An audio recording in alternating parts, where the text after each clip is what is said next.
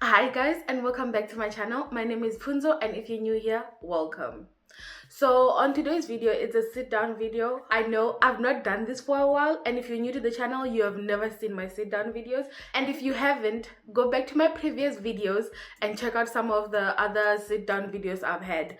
Today's video is gonna be an informative video to show you how to follow a recipe successfully, as I've been giving you recipes back to back. So I decided, you know what, today I'm gonna address some of the things that I see like other people commenting on, other things that I've seen, and I was just like, you know what, I'm sure I'm not the only one that when following a recipe, sometimes you mess up, sometimes it's not going well, and you just think that the recipe on its own is bad, but it's actually not bad. It's just how we are following the recipe or how we go about following the recipe that's the bad part. So for this video, I'm gonna give you 10 ways to successfully follow a recipe, whether it be a video, whether it be like a book, or it be somewhere from online or something of the kind, or even ChatGPT giving you a recipe. So this is just gonna be some 10 easy ways that can help you successfully follow that recipe that you love, that you've been wanting to try. And of course, some of my recipes you've seen. If you just go back, you'll see that I've done some beautiful, amazing recipes.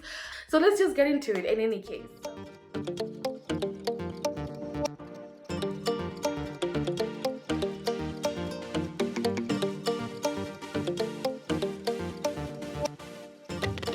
The very first one that you must do is to read through the whole entire recipe or watch the whole entire video, right, at length. Know exactly what you're getting yourself into.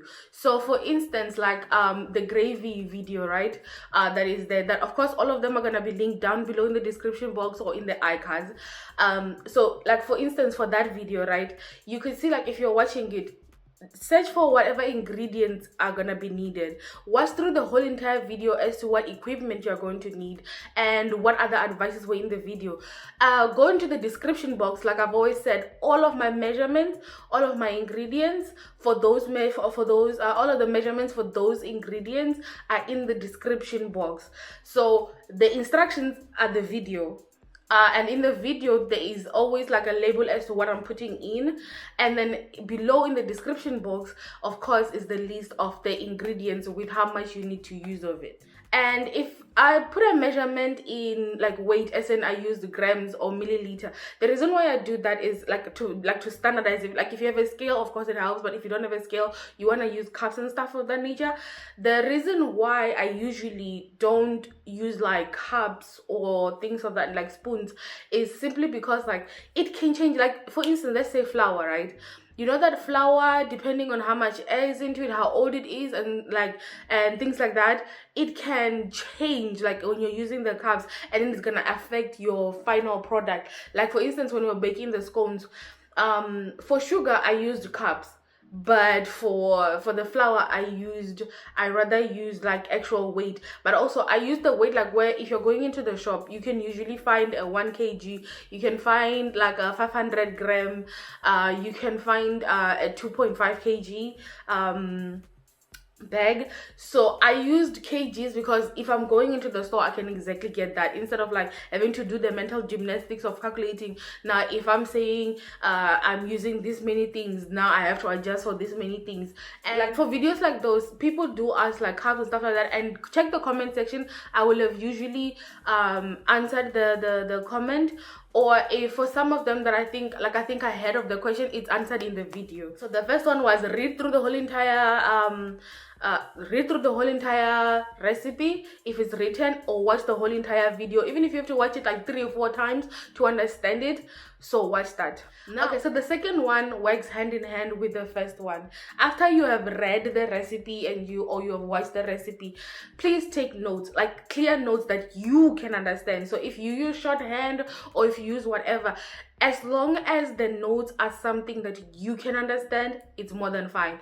So let's say for instance you're doing the scones video, right? So you're going to, yes, the ingredients are already in the description box, so you don't need to recopy that. You're just writing, okay, it says margarine or butter, it says sugar, it says flour. So in that instance, you're gonna write down, like you're gonna just, like for me, what I usually do is I'll write like the margarine and I write a plus, like an actual plus, and I say flour plus sugar, so that I know exactly like what it is that I need to do first, and on the second one, what I'm supposed to do, I'll write just crumble, and then on the second part, I'm gonna write the wet ingredients. I'm gonna list the wet ingredients and then mix everything, and then I'm gonna do that. And so that's basically what I usually do. So if I'm following a new recipe, right? For instance, like there's this channel, of course, that I love. It's called Cupcake Jenna, and they make really amazing like baking videos. And for me, they're amazing because I'm in South Africa, and how they measure certain things, I can find the ingredients more easily in South Africa. Sometimes when you're watching like American content and you're not like American, there's some ingredients that they use, it's easy for them to acquire, not so much for you. And yes, at least for at least like Amazon and stuff like that is here in South Africa. But yeah, depending on what region it is, following a recipe from certain regions is much harder to find certain ingredients, which is also why I love using alternatives, or having alternatives to certain ingredients, because I'm like, the recipe shouldn't be like, somebody should not be able to follow a recipe just because I made a recipe from the southern region of like from my country, in South Africa. So I'm just like, you know what, yeah, I'll put substitutes, right? Okay, so that was the second one, right? The third one, which is gonna be, of course, being connected to the last statement I made about the second one, which is about substitute, right? Like substitute ingredients. So for me, the conversation I've always hated around something like a big substitute like butter and margarine, right, has always been that thing of like, no, you cannot substitute the butter for margarine. It's not gonna work out. Even when you're baking, it's not gonna work out. And I'm just like, listen, as somebody who's living in South Africa in this cereals economy, buying butter to bake is way too expensive. Most especially, imagine you're doing this for the first time.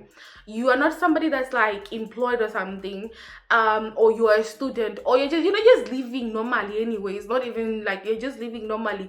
Cereals economy is a lot, okay? We's broke. We out here broke, okay? In them cities, of course, not all of us. Some of you have got money, but if you're in South Africa, the cheapest butter, if I'm not mistaken, at the moment that you can get, I think it was around 65 rand for the 500 gram one, and it's not even the best quality, I'm not gonna lie. And for me, I don't know if I didn't grow up eating butter, which is why it kind of smells funky to me, but I've used butter when I was in culinary school, so, and that one didn't smell bad. But if you're gonna go for the cheaper one, the brand, I don't know, for me it has a funky smell. I don't like it, and I don't like it in my end products because I can still smell it. So for me, in that instance, I do not have a problem substituting for an ingredient that is cheaper for me to get and I've always been using. I grew up with my mother baking, and she always used like margarine, and the products were always nice, and they're also familiar to my palate. But of course, if you have the finances, the money to do it, buy the butter. I'm not saying don't buy the butter. Of course, use and buy the butter. For me, in cereals economy, I cannot afford that, so I will use margarine, most especially when it comes to baking. Like I used to bake like cakes, and people would tell you like, oh, I can tell the difference between you using margarine or whatever, and I'm like, if you are good enough cook or baker or whatever, you can take the most like an ingredient that's not the most expensive, but you flavor it in a way that comes off as like, at the end product tastes like it was made with the most expensive product. So for me, what I've always loved about cooking is how to balance out flavors. I've always loved that part of cooking is like, okay, so you're given this type of flavor and you're given this type of flavor. Now, what can we do with this? How can we balance this? And that's what I've always loved, is balancing out flavors, which has always been my stronger point. Than, I try to make food look good, but yeah, I'm not the best at it. So basically, I'm gonna tell you this: when you're looking at any of my recipes, you usually see me, any type of fat that I'm using is usually margarine. I'm talking about like for baking or like stuff like that, it's usually margarine. But the key to picking the best margarine substitute, like instead of butter, is always to use one that is higher in fat content. Now, they usually write it on the outside of the package, but just hand back the margarine brick at the back and read the ingredient list. They will show you how much water content it has and how much fat content it has. Now, try to aim for something that is 70% fat and above.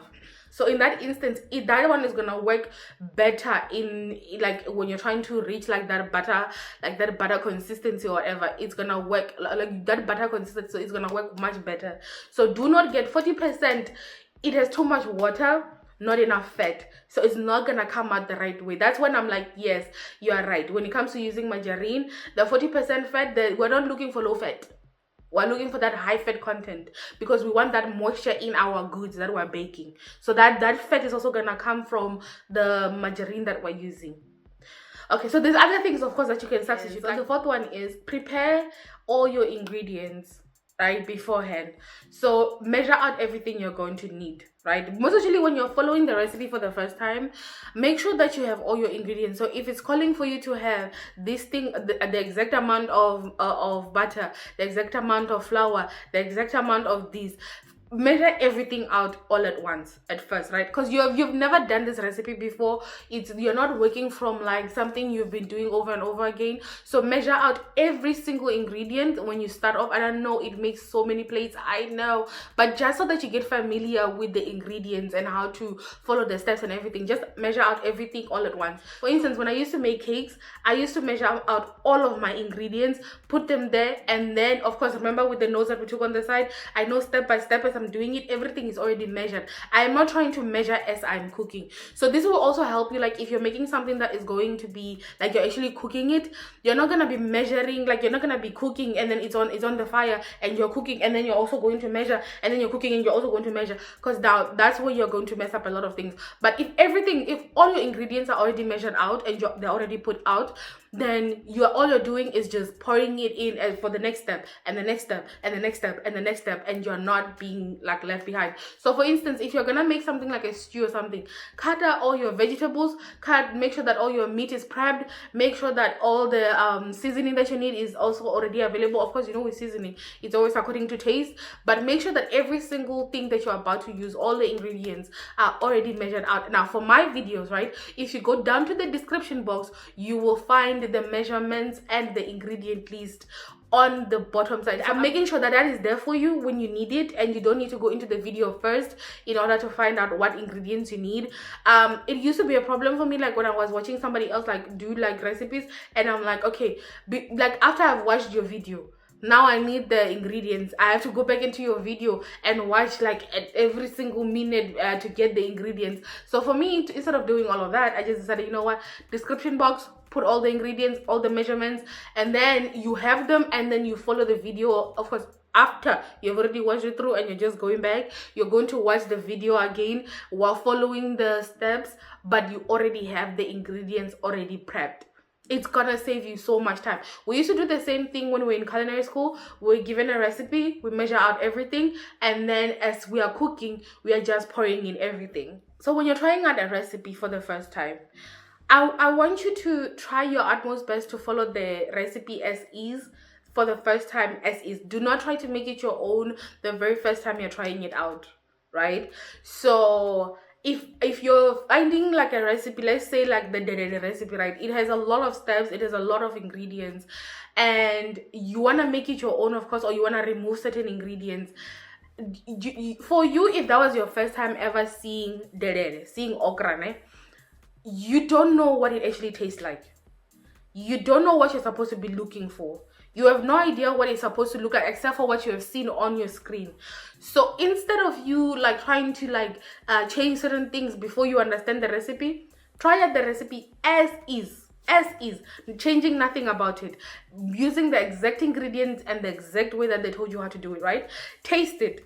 After you've tasted it, if you feel like it doesn't have enough salt, if you feel like it is too runny, the greens are not fully cooked, or the ingredients are not fully prepped, then on your next try, you're going to one, check online if there is ways to improve. Ask the person that for videos, ask the person that created the recipe if there's an alternative way for you to, like, if there's a way that you can improve, actually not an alternative, but rather a way that you can improve what you have done and the mistakes that you have made in the recipe. So make sure that you follow the recipe as is. Don't try to alter it I'm gonna say the first few times, don't alter it, but be looking at what you can improve on it, of course, by either asking the creator of the recipe or the person that's showing you the recipe, or by googling certain things. But the very first few times that you try it out as is. And if you're gonna remove an ingredient, then remove it slowly. So guys, for point number 6, don't be afraid to ask the content creator or the recipe maker like for clarification or substitutions for some of the ingredients that they are using for their recipes.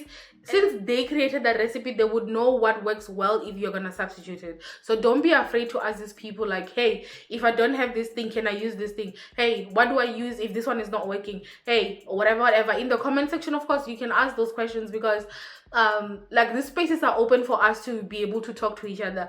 So for me, for instance, I have this YouTube channel which you can ask in the comment section. Check out my TikTok account. Check out my Instagram, and you can ask me questions on those platforms if you have created a recipe but something is not working out. Of course, you can ask clarifications or substitutions for that specific video, of course. Also, number 7, which is just again piggybacking off of number 6, is the fact that ask the content creator to clarify by what they mean when they say certain things. Some of them will be showing you as we're making the recipe, like, oh, okay, when I'm saying saute, by sauteing, you see me actually sauteing something, you see me actually moving it in oil and cooking it, reducing it. Or when I'm saying simmering it, you know that it just may reduce the heat, allow it to, like, it's not longer boiling, it's cooking, but it's cooking at a low temperature for a lot longer, right? So it's stuff like that where if you don't understand it, Google it or ask the content creator or the recipe maker or whoever you're watching to clarify what they meant by any of the words that they use on the video. For mine, most of the time I usually clarify within the video what I meant, because I also understand when watching like a video of food, if you're not like a regular cooking person, or even if you are cooking all the time but you don't use some of these words like a lot, it can be very annoying, and like it can be very annoying actually to like watch someone and you're trying to watch and follow their recipe, but they're using such big words that you're like, if you had never gone to culinary school or you were not in the food space, you cannot understand what this person is trying to say. So ask them to clarify. You can even ask me to clarify if there's something that you don't understand, and I'll be more than happy to answer in the comment section, of course. For number 8, all I'm gonna say is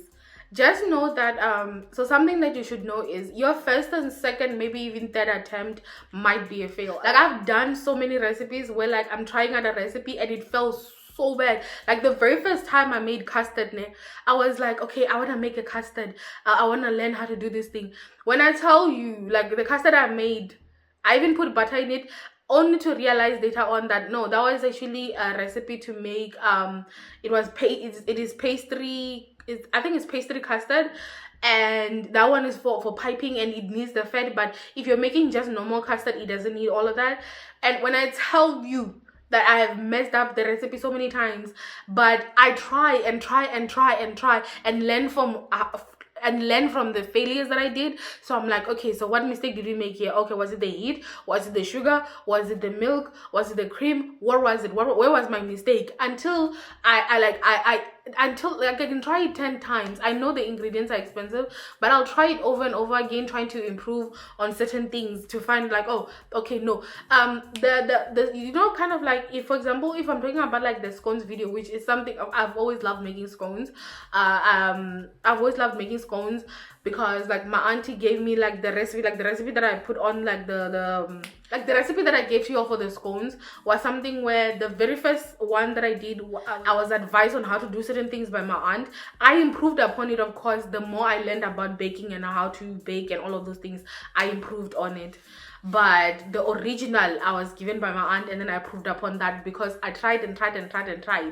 And then when it comes to other recipes like the custard I said, I failed a few times when I tried it. Even including, like there's that powder custard. I tried that thing the first time. The way I messed that thing up, you would swear I'd never cooked or baked or done anything in my life. But instead of like giving up on the recipe, I decided to just go back to the drawing board, see where I made the mistake. You can even go on Google and go like, why is my custard running? Why is my custard this? Why is my this? It'll always help you to kind of see like, oh, what might have been the reasons, and then you go improve on those. And if the thing actually improves, then there you go. You see, you failed, but you found a way to actually succeed, which is like. And also, I'm gonna keep saying this, you might actually do the recipe for the first time and it goes well, or you might not. Like, it's like for me, when it comes to like a fat cook recipe, I'm still trying to get like a nice recipe that I actually like. I've been making them, but I'm not gonna lie to you, didn't love the ones that I was seeing online, not because they're bad, but it's just, the taste was not what I was looking for. Like, there's a specific taste that you grow up with, that I grew up with, that it had a particular type of taste, and I'm trying to remake that, and I'm still not there yet. Mine kind of tastes like it's too sweet, like it's almost going to the donut, but I'm trying to balance out the sweet and the saltiness. You don't want to put too much salt that it tastes salty. You don't want to put too much sugar that is too sweet. You want that good balance. So that's the thing where I'm saying, like, a recipe might take you doing it over and over and over again before you actually make a good recipe. And also, don't forget to be kind to yourself. Be kind to yourself, okay? You are learning. You don't know these things, hence why you went online to find a video that can teach you that recipes, because you don't know it. So be kind to yourself. And number 9, something I think number 9 is something that I think I have definitely spoken about before, and I've spoken about it at length before, and it is to clean up as you go. So this is something I learned from culinary school, which is, as you're cooking, as you're doing all of that stuff, if you're waiting for something to be simmering, since you already prepped most of your ingredients, and like maybe let's say everything or majority of your stuff is already in the pot, and you're waiting for something while it's simmering, that is the time you take to gather everything and start cleaning it, so that you're not overwhelmed by the end of the recipe, like by the end of you cooking. Clean as you go. So the bowls, the spoons, the some of the pots and everything, as you're waiting for the other thing to finish cooking, just be cleaning up after yourself. If you're cutting, have a little bowl or something, or plastic, I don't know, it doesn't matter, on the side where you're throwing your stuff into, like your, what do you call this,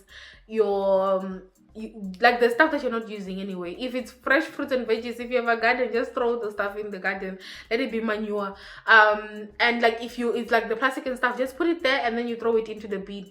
But just clean up as you go, so that it doesn't overwhelm you at the end when you're done cooking. Even for me, like for a recipe video, right, I'm gonna use way more plates and bowls that I would normally use if I was making the recipe like by myself. Like if I was not filming it, I use a lot more things. But the only way that I can keep track of what I'm doing, because at the end of it, let me tell you the truth, at the end of it, I have so many plates that I'm like, it's a lot. But then if I let them sit there and I don't clean them as I'm waiting for something to be for like something to be simmering, or I'm waiting for something to be baking, then it's gonna feel like a lot by the time I'm done with everything. So as I'm filming and something is simmering, I will go to the kitchen, I will wash everything. So I'll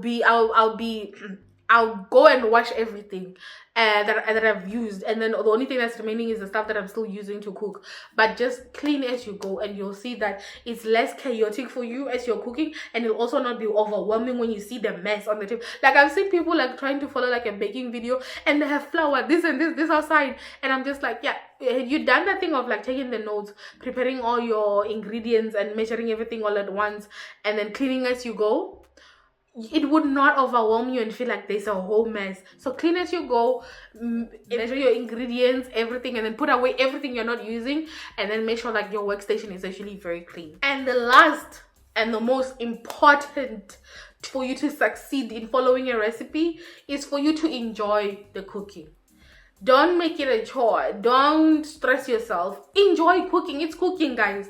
You're meant to be enjoying. You're meant to be experimenting. You're meant to be like thinking outside the box. It's something that like it's supposed to be you. Like if there's one thing that I'm gonna say that like I feel like when it comes to like food, it's according to you. It's according to your like what you like. It's cooking. Like the flavors, the seasoning, all of those things.